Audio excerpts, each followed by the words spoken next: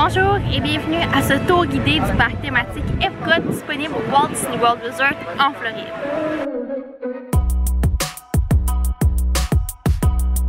Donc, pour ceux qui ne me connaissent pas, je m'appelle Marie-Christine, je suis passionnée des parcs thématiques du Walt Disney World en Floride. Et aujourd'hui, je vous présente le parc thématique Epcot. Donc, on va faire vraiment le grand tour du parc thématique. Je vais commencer avec Spaceship Earth. On va se rendre ensuite de la section de Seas avec Nemo. Et on va faire le grand tour des pays et revenir par la deuxième section de l'entrée du parc où est-ce qu'on trouve Garden Galaxy et Test Track. Vraiment faire le tour pour éviter le plus de pas possible. Puisqu'on va marcher quelques kilomètres, vous et moi, pour naviguer ce grand parc. Donc, accompagnez-moi pour ce tour guidé d'Epcot. Alors, je débute pour vous montrer l'entrée. C'est ici que vous allez scanner pour accéder au parc si vous prenez l'entrée principale. Il y a également une deuxième entrée dans les pays si vous arrivez par Skyliner. Donc, on a ici Spaceship Earth. Spaceship Earth, c'est un manège de l'origine de Epcot, ouvert en 1982. Et il a été rénové à quelques reprises. Pour le moment, ça fait un certain temps qu'il est tel quel. C'est un manège en continu et on peut voir toutes les inventions qui ont mené l'homme à ce qu'il est aujourd'hui. Ensuite, je vais me diriger à la droite de Spaceship Earth pour aller au pavillon de Seas où est-ce qu'on a l'attraction de Nemo. Et ensuite, on va aller au pavillon de Land et Figment pour ensuite débuter notre tour des pays. Je tiens également à préciser, puisque ça peut sembler un peu complexe naviguer Epcot en ce moment. Donc, en date de cette vidéo filmée en mai 2023, il y a beaucoup de construction à l'avant du parc, donc c'est un petit peu mélangeant de se déplacer.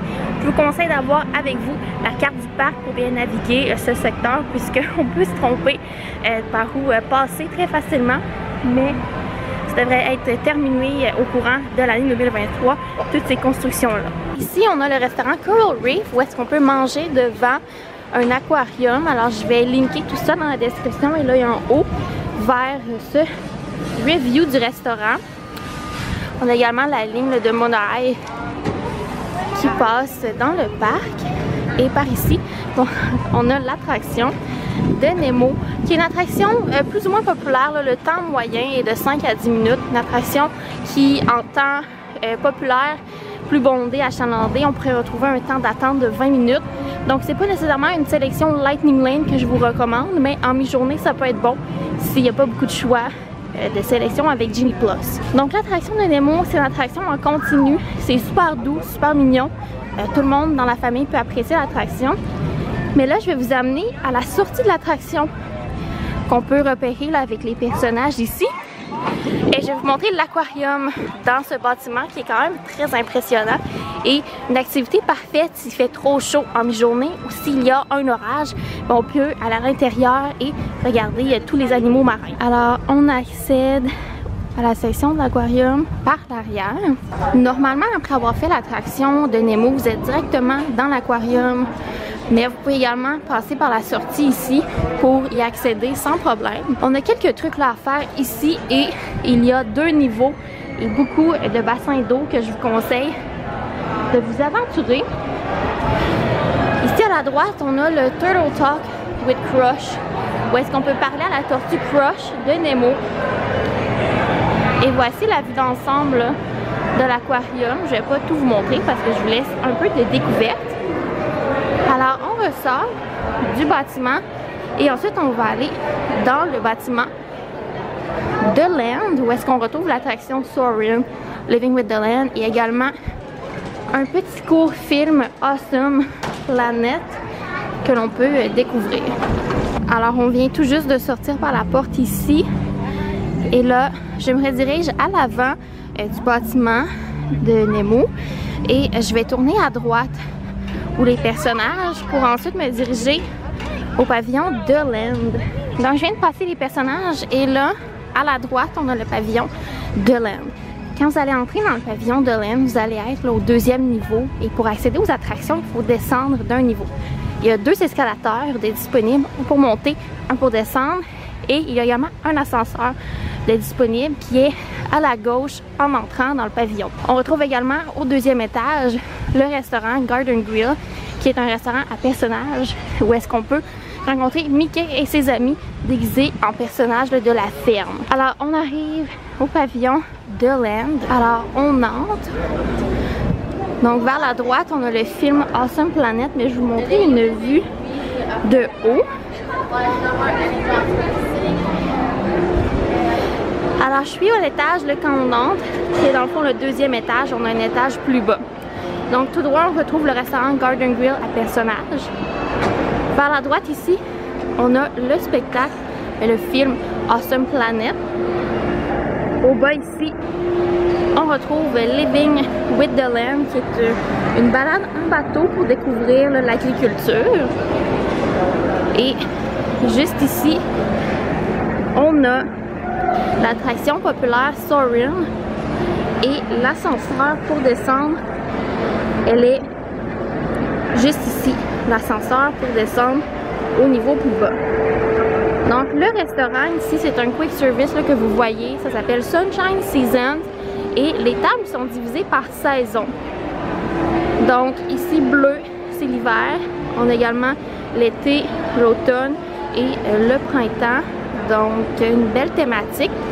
Alors je ressors du pavillon et là on va se diriger vers le pavillon là, avec Figment, Journey to Imagination. Ce pavillon-là, on retrouve là, une attraction et également le Short Film Festival de Pixar et Disney, qui est dans le fond 3 petits films. Alors, je sors du pavillon et je vais prendre la droite pour me rendre à Figment, qui est vraiment le surnom là, de ce pavillon-là. Donc, on peut l'apercevoir au loin.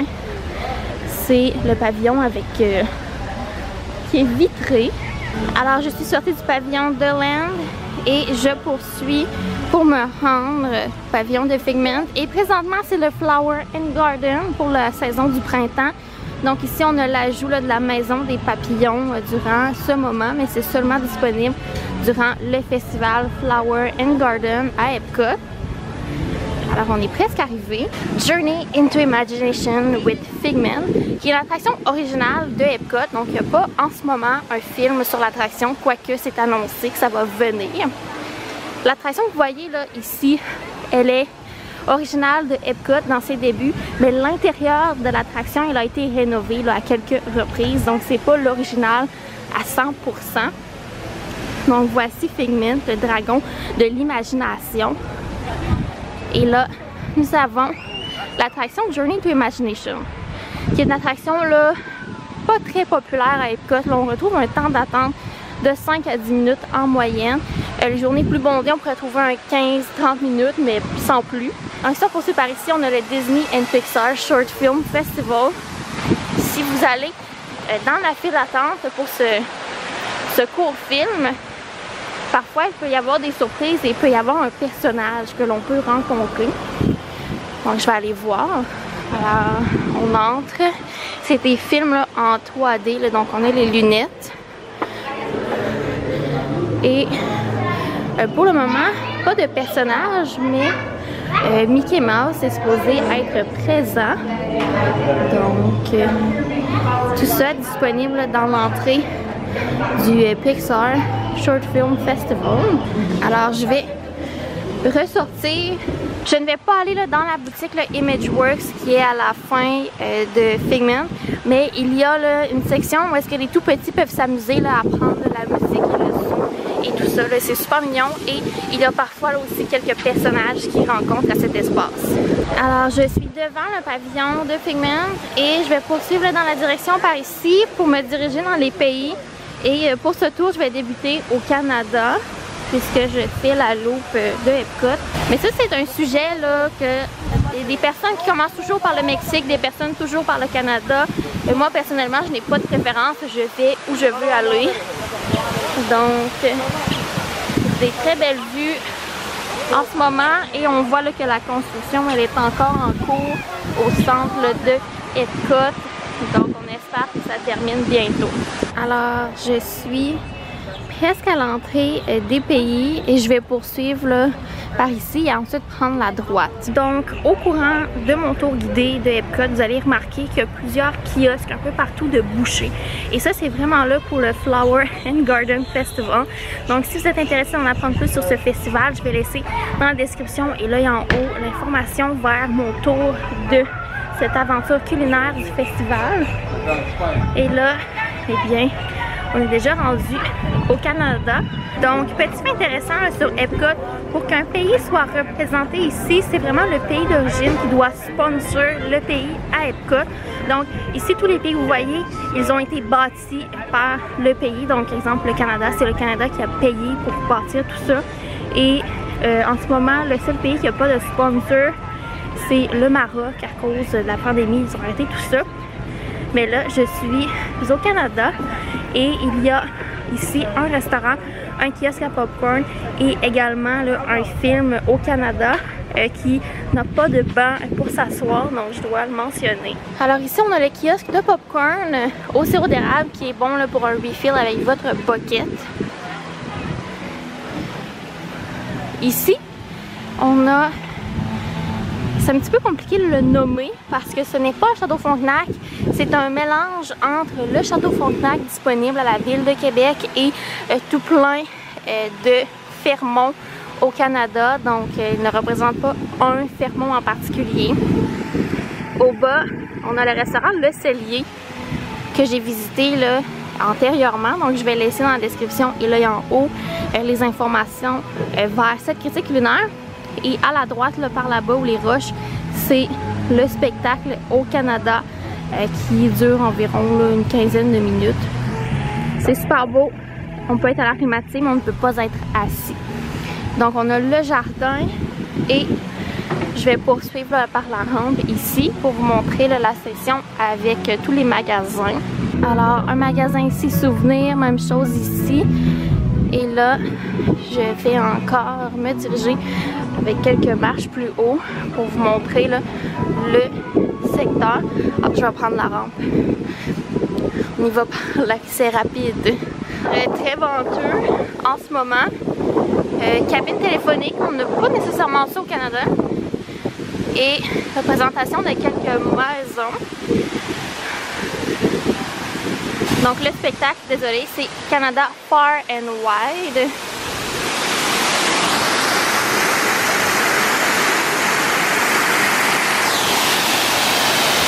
Alors je suis de retour devant le pavillon du Canada et là je me dirige vers le pavillon. C'est un mélange là, de l'Angleterre, de l'Irlande, du Royaume-Uni, tout ça, c'est représenté. Il y a quelques boutiques, aucune attraction. Souvent, il y a un concert de musique.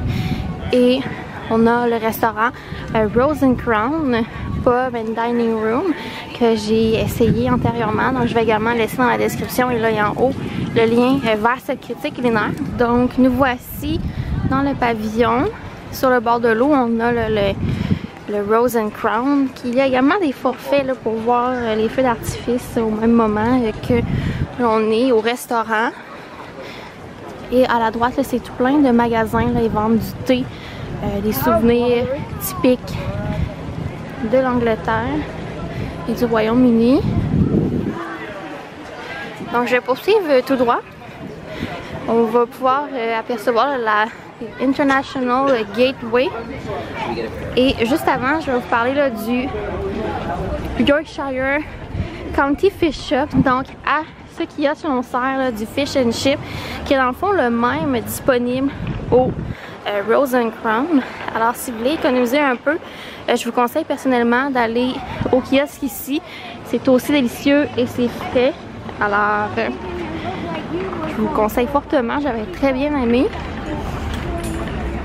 Donc j'ai monté la petite pente ici et vous allez pouvoir apercevoir l'entrée par les pays lorsqu'on arrive en Skyliner ou bien à pied par les hôtels environnants. Alors par ici on a l'entrée internationale et si l'on continue par ici, mais là on va apercevoir la France qui est à la droite où est-ce qu'on retrouve l'attraction Ratatouille et plusieurs restaurants. Donc on arrive au pavillon de la France. Si vous gardez votre droite, ça va être le secteur pour aller faire l'attraction Ratatouille. Et tout droit, eh bien on a le théâtre là, où est-ce qu'on peut écouter les impressions de France. Et il y a également là, en alternance là, le film de la préhistoire de La Belle et la Bête. À l'avant du pavillon, là, on a le restaurant Chef de France dont j'ai également la critique culinaire de disponible pour ce restaurant. On va s'aventurer un peu là, dans le pavillon sans trop regarder à tous les magasins, mais je veux vous montrer les restaurants qui sont à l'arrière du pavillon. Donc rendu au bout ici, on va aller vers la gauche. On a la maison du vin, l'artisan des glaces et la boulangerie-pâtisserie. Donc à gauche, Monsieur Paul, qui est de la fine cuisine. L'artisan des glaces, j'ai également la critique de ce spot à snacks. On a la maison du vin et tout droit la boulangerie que j'aime vraiment beaucoup, à des prix très raisonnables pour manger à Epcot, mais très populaire. Je vais également vous faire part qu'à l'arrière du pavillon Ratatouille, il y a également la crêperie de Paris pour manger des crêpes. Alors c'est disponible au pavillon de la France. Donc je suis de retour à l'avant du pavillon de la France et là je vais poursuivre vers le Maroc. Donc comme j'ai mentionné là, initialement dans la vidéo, le Maroc n'a pas de sponsor en ce moment, donc il n'y a pas beaucoup de choses à faire dans le pavillon. On a quelques restaurants d'ouverts, mais ce n'est pas comme ce l'était auparavant. On a également là, plusieurs kiosques pour le festival du Flower and Garden ici. Au Maroc, je vais vous faire part qu'il y a là, le transport de bateaux disponible qui vous amène du Maroc jusqu'à en avant des pays. Donc on peut apercevoir le bateau juste ici. Alors à la droite, là, on a le Tangerine Café qui est un quick service. Présentement, là, ça sert des bouchées. Et juste ici, on a le Spice Road Table qui est un table service avec des tables extérieures, des bouchées un peu de style tapas qu'on se partage. Et voici le Maroc. Je ne vais pas m'aventurer puisque le restaurant au bout complètement n'existe plus. C'est rendu un lounge. Et là, je vais poursuivre vers le pavillon du Japon. Il y a également un Mickey caché juste ici. Donc, on poursuit notre tournée. Alors, j'arrive au pavillon du Japon. On a le jardin de bonsaï. Et voici la vue sur l'eau. Donc, un peu sur le pavillon là, du Japon, on retrouve plusieurs restaurants. Il y a un restaurant là, de fine cuisine ici. Au haut, on a le Tokyo Dining, le Teppan Edo. J'ai une critique culinaire du restaurant Teppan Edo de disponible. Et au premier niveau, là, on a le grand magasin qui se dirige jusqu'au musée, au bout complètement. Et à la gauche ici, c'est le Quick Service Katsura Grill. Donc j'ai également une critique culinaire de disponible. Et ici, là, on retrouve souvent là, des spectacles avec des drums et tout ça. C'est vraiment magnifique. Donc on se dirige vers le centre des pays, qui est bien évidemment le pays des États-Unis. On a à la gauche un amphithéâtre. C'est là qu'on retrouve beaucoup de concerts, dont le Garden Rocks, Eat to the Beat Series et tout ça. Donc restez à l'affût de la programmation quand vous venez à Epcot. S'il n'y a pas un concert, ça dure normalement 20 minutes environ. Donc arrivé aux États-Unis, on a le kiosque de Funnel Cake. Dans ce pavillon-là, il y a quelques trucs à faire. On a le musée avec des artefacts. Il y a parfois du chant et quelques performances de chant. Et on a également là, The Great American Adventure. Et à la gauche du pavillon, c'est le quick service Regal Eagle Smokehouse.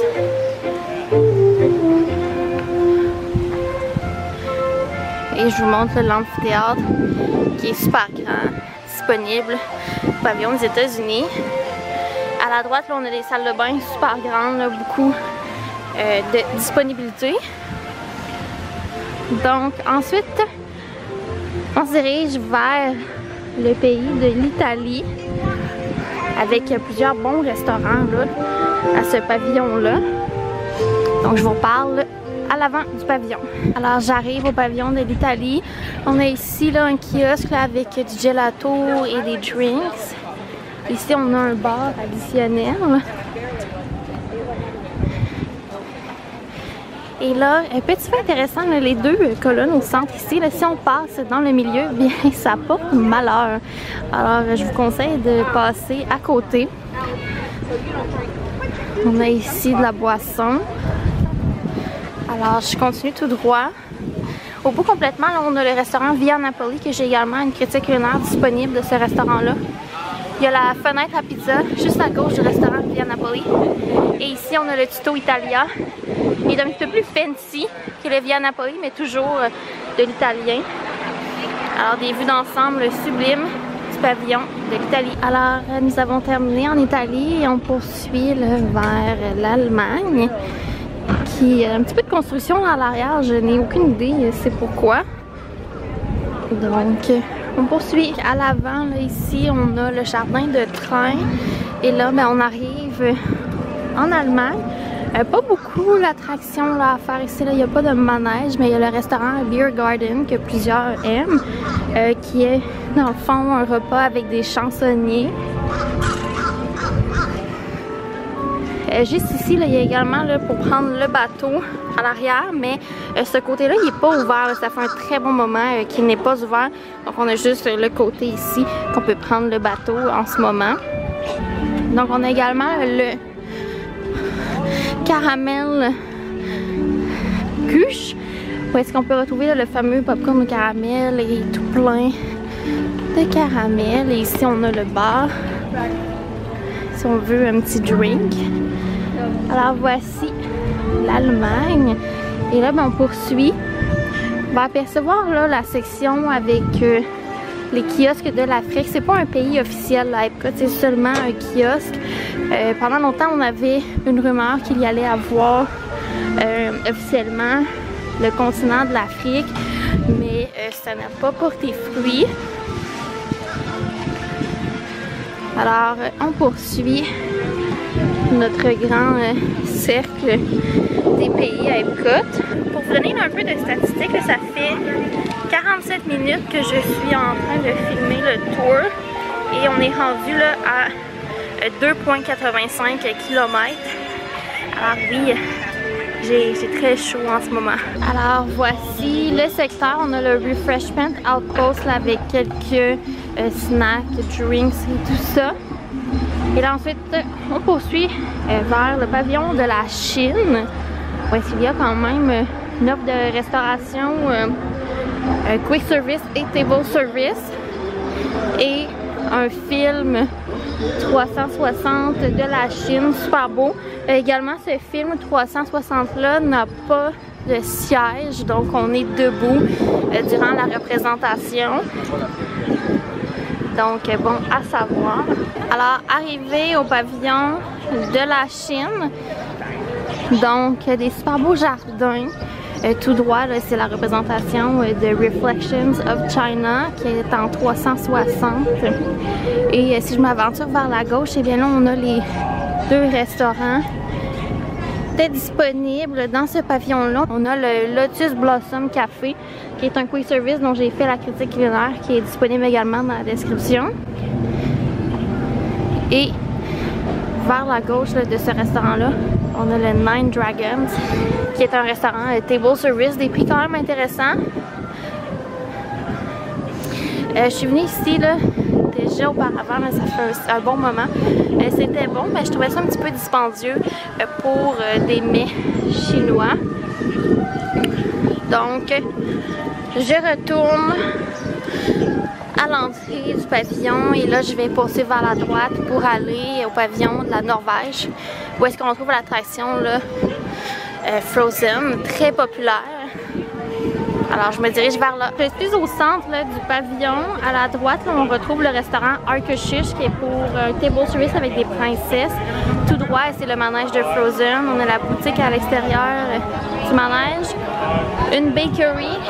Et ici, là, c'est le musée des Vikings. Donc, il y a quand même beaucoup de personnes en ce moment. Alors, je vais poursuivre le tour de Epcot. Dans le pavillon de la Norvège, on a également là, ici dans la maison d'été de Anna et Elsa. On peut les rencontrer. On a également ici un bar. Et ensuite, c'est le dernier pays, celui du Mexique. Alors, je suis au centre du pavillon du Mexique. Donc, dans la pyramide, on retrouve l'attraction Three Caballeros. Un fait intéressant là, sur les Three Caballeros, dans le fond, Walt est allé en visite au Mexique lorsqu'il était encore avec l'atelier de dessin.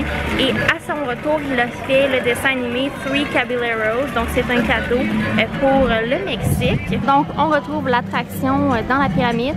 Il y a également la Cava qui est un bar et on a également là, un restaurant table service. Ici on a la Hacienda de San Angel qui est un table service et à la droite là, on a le quick service, la Cantina de San Angel.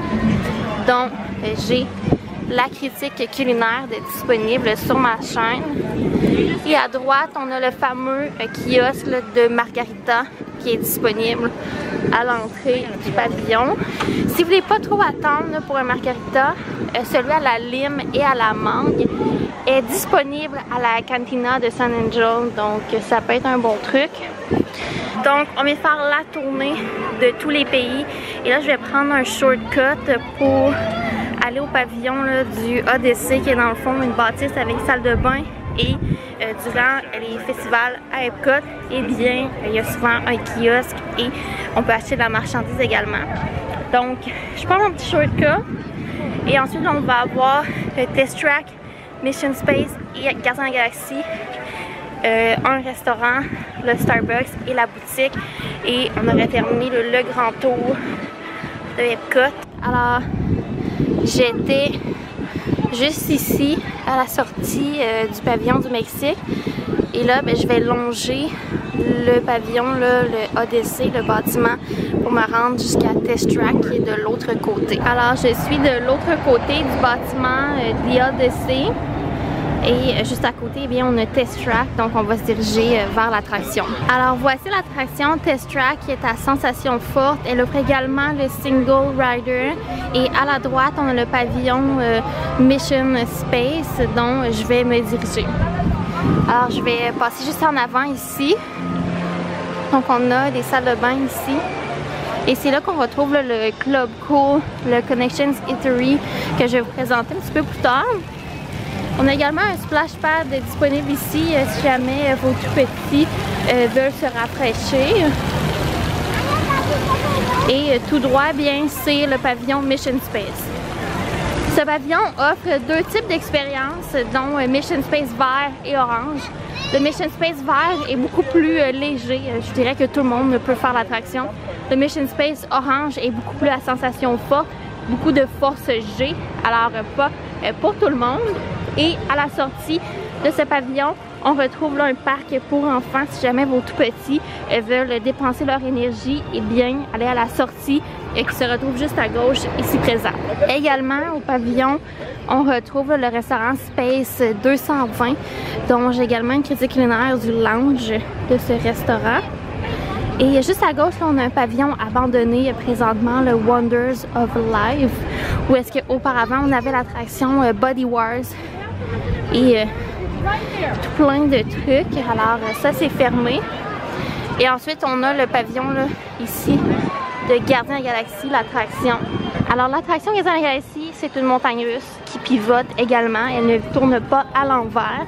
Mais présentement, on a besoin d'une file virtuelle boarding group pour faire l'attraction. Ceci peut changer à tout moment, mais présentement, il n'y a pas de file d'attente régulière. Alors voici l'attraction Gardien de la Galaxie qui était auparavant le Ellen's Energy Ride.